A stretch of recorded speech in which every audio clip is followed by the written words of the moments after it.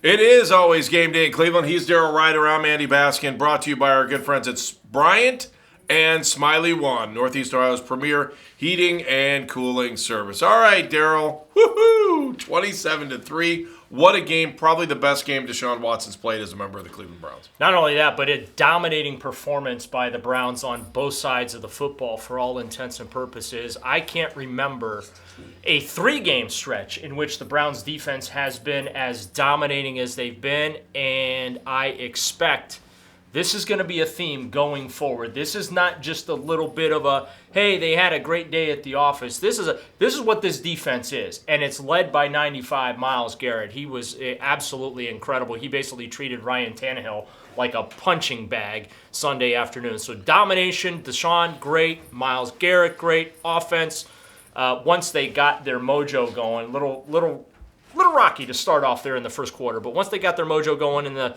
second and the third quarters there, I mean, it was smooth sailing. I think about one play in particular in this game that really set the tone for everything that we would see as far as the game just flying in the second half. It was at Myles Garrett's sack right before the last play of the first half. If you could put points on the board for the defense other than a safety, that was worth 3 points because, let's face it, Tennessee was going to score there.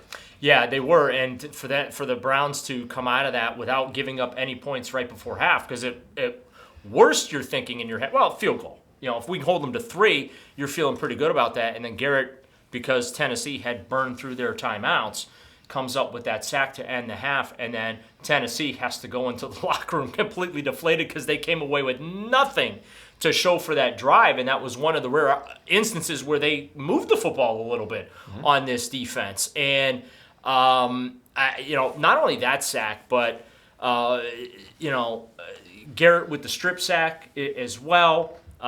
It would have been nice if JOK realized that it was a fumble because he could have scooped that up and run. Well, I think we were all wondering the same thing. We were watching. We're like, was that incomplete? And then you're right. You got to play to the whistle, right? It's the ultimate finish of the play, similar to like what Amari Cooper did, even though he got the short end of the stick from the official.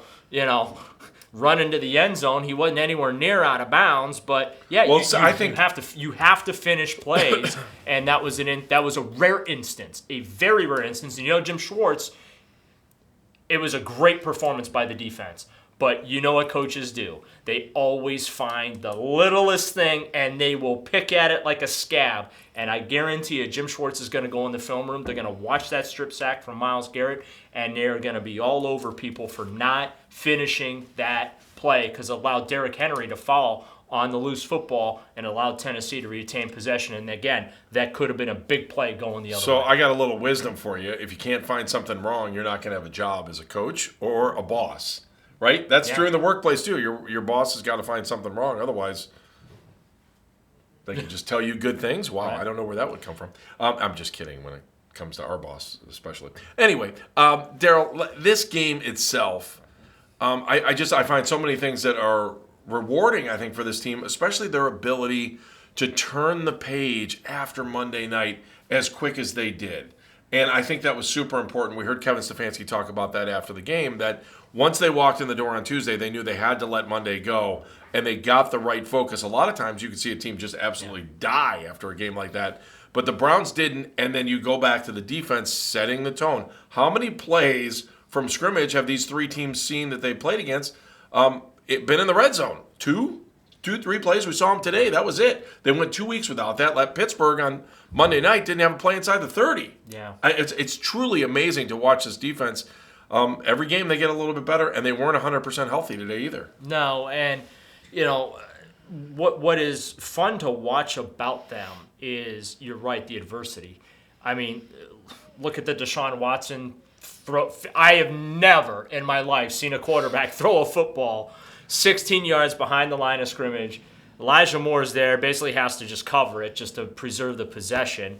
Kevin, and in a win, you can joke about these things, especially in a dominating win. It would be 15 hours of radio this week. Oh, my goodness gracious. Right, because, Kevin Stefanski, we were working on that play. Deshaun said the same. That was designed. We were working on it. And I was like, well, that was designed. That was probably the worst play design I've ever seen in my life. But, things like that, right? I was hoping that Moore was going to throw the ball out of bounds. If he could have found a receiver Right. because the play was behind the line of scrimmage, I Right. mean, it would have been good for a 16-yard completion, even Right. just to live for another day. Amari Cooper ruled out of bounds when he was nowhere to. There were just so many moments in that first half where you're like, okay, this is where the wheels are going to come off the wagon, right? They're going to start popping hubcaps at any second, and it never happened. And that's a credit to this team because we've seen it over the years where it just takes one little thing to light the match and everything goes up in flames. That didn't happen on Sunday, and I think that is a sign of the maturity and growth of this football team in all three phases: offense, defense, special teams, and even the coaching, right? When things go bad, and believe me, things went bad in Pittsburgh, losing Nick Chubb. The running game wasn't anything special to write home about on Sunday, but it was good enough. It was good enough to get the job done. Jerome Ford, 2 touchdowns, 1 catching, 1 receiving. Kareem Hunt, huge third down conversion. Brought the hurdle out of the bag there. I don't know that I wanted to see that from him in his first game back, but the fact that they bounced back from adversity, not only just the week in totality, but the game where there was adversity, they didn't allow it to sink the ship. And that's a big, big reason why they came away with such a dominating effort. All right, so Daryl, I think early on in the game too, when we were watching it, they were really trying hard to establish the run with the reverse, the flea flicker. I mean, they were doing anything they could. And, you go through the first 3 series of the game, they had 9 yards of rushing early on. Yeah. They wanted to establish the run, but I think that was very obvious that Nick Chubb wasn't there, and they were trying to do anything they can to get the running game going. The heart and mind was willing, the body just wasn't following along. I don't remember seeing 2 reverses in the same drive, especially to even open the game. But that is Kevin Stefanski talked about after the game, and he really wanted to try and get some help on that perimeter to get things going because he didn't feel like the traditional between the tackle running attack was going to work, and he was right because the traditional running attack. Well, it hasn't worked all year against. Tennessee hasn't. I don't think anyone's rushed for more than 40 yards in a game against them in their 3 games that they've been out there. So I think that's key. But I also hope, after last week, because no one talked about the defense. No one was talking about the defense. Yeah. And while we might have our focus up on the front 4 our front 5 with Double O, because I like to throw him in the front 4, but because he is. But Denzel Ward is probably playing some of the best football we've seen him play in a long time. Is it that he's healthy? Is that he's playing concussion-free? Denzel Ward has looked really good and looked really good in this game today. Well, and he's making life easier on the guys up front because receivers aren't being able to run wide open for these quarterbacks. And again, you just felt as that game went on, and I asked Myles Garrett about this after the game because it just, watching it from the press box, it just felt like the Titans were really getting sick and tired of seeing Myles Garrett and the Browns defensive front in the backfield on every single play. And you could just feel them wearing opponents down. And again, this is not something I'm used to watching with Browns football. I'm used to watching the other side where it's like the Browns are the team that's lethargic in the fourth quarter and just trying to survive another beating. And in this defense right now, they're the ones dishing out the punishment. And I got to think that Ryan Tannehill is going to be very, very sore in Monday and Tuesday this week here as he's trying to get himself ready for their next game. But it is a credit to the guys up front from keeping their foot on the gas up until the final whistle. So do we go back and look at this week and realize that there was some – I mean, look, losing Nick Chubb, you can never overreact to that. Right. But the thought of the season being over, how do they salvage this thing, how do they figure things out, that was just way overboard early in the week. And I know that part of it was because it was Pittsburgh and it was kind of that woe is me attitude. Yeah. We'll see, because they've got Baltimore next week, and that's going to be super exciting. But, I was watching a crowd of folks here at the stadium catch the end of the game for the Colts and the Ravens, and to see the Colts win with that game-winning field goal. I mean, it's just another burst of energy. It was like the Browns won another game. Yeah, and this division is so tight and so competitive, Andy, that every little bit helps, right? And this is a tough stretch, and we've talked about this for this Browns team. mean, Tennessee's a physical team, and the Browns absolutely manhandled them Sunday afternoon. Coming off of Pittsburgh, which was a physical team. Baltimore's a physical team. Then you have the bye, and then San Francisco comes to town. They're a physical team. So this is a very brutal stretch, just from a body maintenance standpoint, where the Browns are concerned, and they're weathering the storm here a little bit, right? They were able to manhandle the Titans and really take it to them.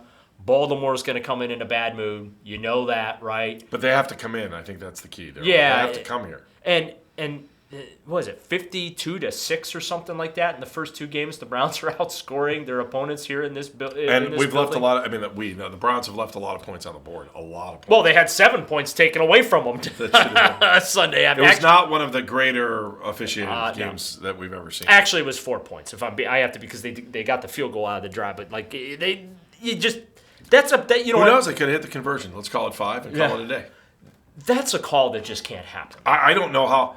It's almost like inadvertent. You'd almost rather have the ref say, sorry, inadvertent whistle. Well, no, that's what he did. Well, no, they said he stepped out of bounds. That's what I thought. They came back and said. The official apology. The story that's coming out of the locker room is that the official apologized to Kevin Stefanski for screwing the play up.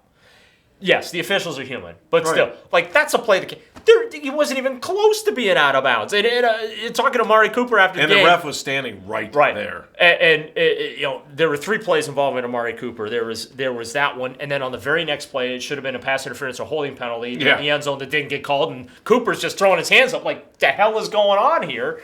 And then obviously he catches the 43-yard touchdown, and he said, "Yeah, I could not envision myself leaving this game without a touchdown. Like, what am I going to have to do to get?" And the 43-yard touchdown, he was wide open. Jerome Ford on his 19-yard touchdown, wide open. Like, Deshaun's numbers were great. Okay, they look really good on paper. The 19-yard touchdown was beautiful. The 43-yard touchdown was beautiful because, he got caught, and Cooper beat the secondary so bad that he had time to slow up, and even slowing up, he could still catch the football. I don't know I think that ball needed to lead Amari a little more when you talk about nitpicking. That's one of those things. But I would say, the first play of the game, let's not forget that Deshaun tripped over Jerome Ford. Okay, it was awesome. Like this game really had an opportunity to turn into like a comedy of errors. Let's be honest about it, and it didn't. And but I thought Deshaun played one of his more complete games as a Browns quarterback, especially coming off this week where I was critical of him. I know a lot of other people were critical of him, wanting him to look like the guy the Browns gave up 6 draft picks and $230 million to get.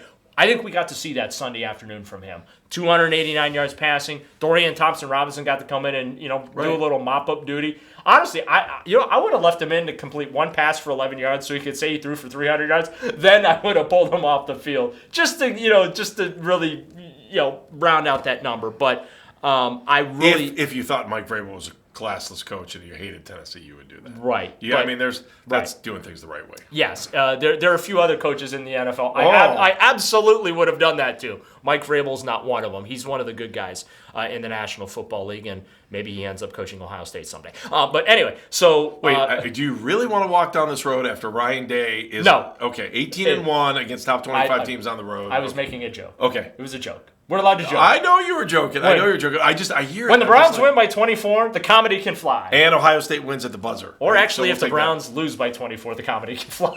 It's a little easier to tell the jokes. Yeah, absolutely. All right, let me just leave you with this one last point. Naysayers this week are going to say the Browns' defense looks awesome, but Cincinnati's offense sucks because Joe Burrow's not really playing. Okay. I don't know what Pittsburgh's offense was. And Tennessee was probably the best of the 3 offenses and still not very good. My retort to that is, number one, you got to play the schedules in front of you. Right. Number 2, you got to go out and make the plays. All right? And it doesn't matter if they're inferior competition or not. Fine, I'll grant you, they're all inferior competition. Well, guess what? All 3 instances, the Browns defense kicked their ass, which is what they're supposed to do. Right. It's not an instance where it is... As a team that's been inferior competition for years, right? We understand it. And had their ass kicked on a weekly basis. Yeah. They're doing their job then. Okay, fine. Maybe the numbers are a little inflated or whatnot. But They should be then. If Cincinnati's really that bad, right? If because of Burrow being hurt, if Pittsburgh's really that bad because Kenny Pickett stinks or whatever, and Ryan Tannehill, what the Browns defense is doing. So why are we going to criticize them for doing what they should be doing? I just know that this front five, I think that's what we can call them, the front five. Yeah. It's four players on the field, but it is front five. Yeah, it is a championship contender type of front. They just have to stay healthy. They have to stay healthy, and they have to keep doing. They have to maintain the level of play throughout, and the offense now has to kind of come around and do their thing to support them. And I think if that happens, man, these last 14 games remaining, it's going to be a lot of fun for Browns fans. It seems fun right now. All right, that's the post-game edition of It's Always Game Day in Cleveland. We'll be back with you twice this week, so make sure you're with us. It's always Game Day in Cleveland.